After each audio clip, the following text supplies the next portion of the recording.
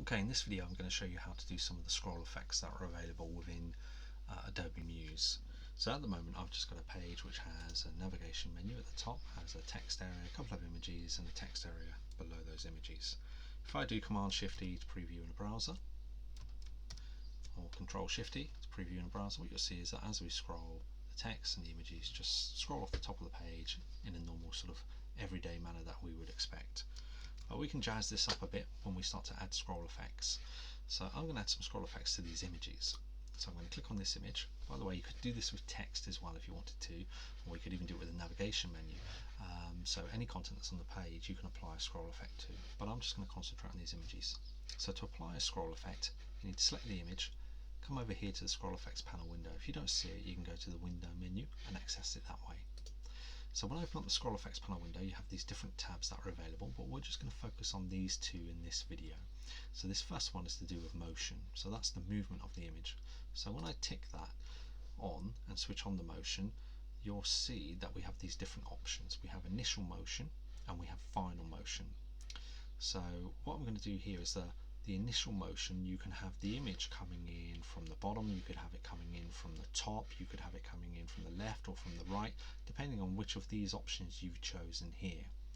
And then once the image has reached its current position, which is where it's at the moment, you could then have a final motion.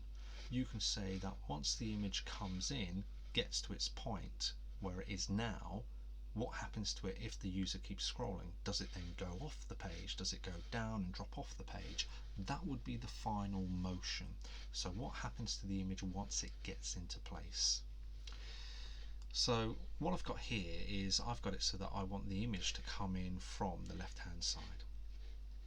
Whenever you set any of these values to 0, it means that there will be no motion. It means that the image will be fixed in that particular direction. So this image will not go up, it will not go down, it's only at the moment going to come in from the side. And because I've set a value of 2, it means it's going to come in at twice the speed at what the user is scrolling.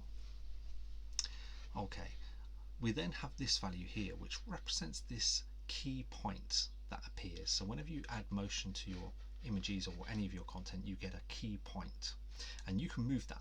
You can either put in a value here, which is its position from the top, so that's 270 pixels from the top of the screen, or you can just grab it and move it around and change its key position. Now what this means, if I just show you this, if I place that key position just above that sentence, "They offered female wolves," what that means is that this image has to move from the left and be in this position by the time the top of that sentence reaches the top of the browser window. So as the user scrolls and it gets to that top of that sentence, that image has to be in this position. So let's have a quick look in the browser and see how that works. So if I do Command-Shift and E and preview, now when I show you this, you'll see that the image starts off over here, look, just off the screen on the side. And as I scroll, we're looking for this sentence here, "They offered female wolves." By the time we get that sentence to the top of the browser window, right there, that image has to be in place, has to be in its final position. Okay, so there we go. So as we move that across, it's going to be in place when it gets to that key position that we set, which was at the top of that sentence. If I was to increase that and say that I now want it to be up here, wolves have a certain undeserved reputation. So if I set the key position there now, what that means is that the image has less time to get into space because there's less scroll available. From the top of the screen to the new position, there's less time. The image has a short amount of time to get into its final place. What that means is that the image will actually start closer to its final position. So Command-Shift and E, let's have a look at that. So you can see the image now fully clearly on the screen. It's much closer to its final position. As I scroll, when I get to wolves have a certain undeserved reputation, look at the top of the browser window, the image has to be in place. So it has to travel a shorter distance to get to its final destination. So that explains how this key sort of position works. So again, if I place that further down, if I place it all the way down here, female wolves, if I go for that one and then do Command Shift and E, what you'll see this time is that it's right off the screen because it's got more time to come in and be in place. So as I scroll up, you'll see it comes into place, comes into place, comes into place, and it needs to be in place by the time female wolves reaches the top of the screen, and it is. And that's how it's working at the moment. So I'm just going to place that back up here. They offered female wolves, just put it back up there. At the moment I've got the final motion set to 1, but watch this, if I set that to 0, okay, just to explain what's going to happen here, on the final motion, once it gets into place, it's going to stay in place and not scroll anymore. So it won't scroll up off the top of the page. So let's do a Command Shift and E in preview. So there's our image again, just off the top there. It will come into place by the time this sentence reaches the top of the browser window. So there it goes, it comes in, goes and reaches its position. Now it's in position, it stays in position. It's no longer allowed to scroll because it's fixed in place. Okay. So if I set this to then scroll up, so I want the image to scroll up at the same rate. So if the user is scrolling at a rate of 1, the image will go at a rate of 1 as well. So it will go at the same speed as what the user is scrolling. So Command Shift and E, and let's watch what happens here now. So now it comes in, when it gets to its final destination, it continues and scrolls up off the page at the same time as the user does. Okay, so I can do that with this other image as well. So I'm going to set a motion for that one, but this time I want it to come in from this side of the screen. I want it to come in at the same speed as this one. Okay, and I also want its final motion to be going off at the same time. Now this one's set to 259 in terms of its key position. Let's check what this one was, 257. So let's make them both the same so that they work at exactly the same rate. So all I've done on this one is just change the direction at which this image is going to come in from. So let's do a Command Shift and 0. Command Shift and E to preview in a browser. And now as I scroll in, you'll see both images coming in at the same time. And again, once that sentence, they offered female wolves, gets to its final position, they're in place.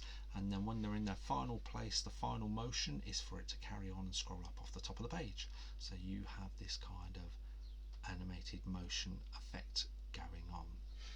Now you can do all sorts of different things. So I could set that down to come in at 1. So it will now come in at a different speed compared to this image. Let's have a look at what that does. So because it's coming in at a slower speed, it has to start closer. So where it was a faster speed, it could come in much quicker, so it could start further off the screen. But because it has to travel at a slower speed and has to get at the same point at the same time, it starts closer to it. There we go. So you can have that effect. So you can have things coming in at different places. Now you imagine you had a whole series of images all over this page. You could have them all coming in randomly and matching up all in the middle like that. So you can have them starting here, starting here, starting here, starting here by setting all different speeds, and they all go boom and hit all at the same place at the same time. Okay, so let's just have a look at some other things that we can do as well. So what I can also do is, I'm just going to set that one back to be 2, so it's the same as the first image. Now I'm going to go to this option here where you can set the opacity. So if I tick on the opacity for this one and I tick on the opacity for this one, you get a starting opacity, which is this circle point. So now you have an extra couple of points to your line. You have the circle here, you have our keyframe position here, and you have another circle point. This first circle point is this initial, what's the initial opacity of these two images? So the initial opacity of them is that they will be on 0. So they will not actually be showing at all. So both these images will be completely invisible when we go to preview them in the browser. Okay, so you won't see a little bit of the edge of the image on the page. You won't see the image on the side of the page. It will be completely transparent. Then as this circle reaches the top of the browser window, then the images start to fade in, and they have to get to their final position. So they're moving as well, remember, but they're fading in. So between this circle point and between this keyframe the image is going from 0 completely transparent to 100% when it hits that line.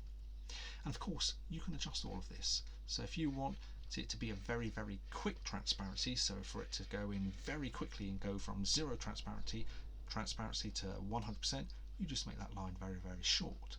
If you want it to be quite a long one, you can just drag that circle further away from the final keyframe place. I'm just going to make sure that they're both in the same place, and then we can have a look at what happens here.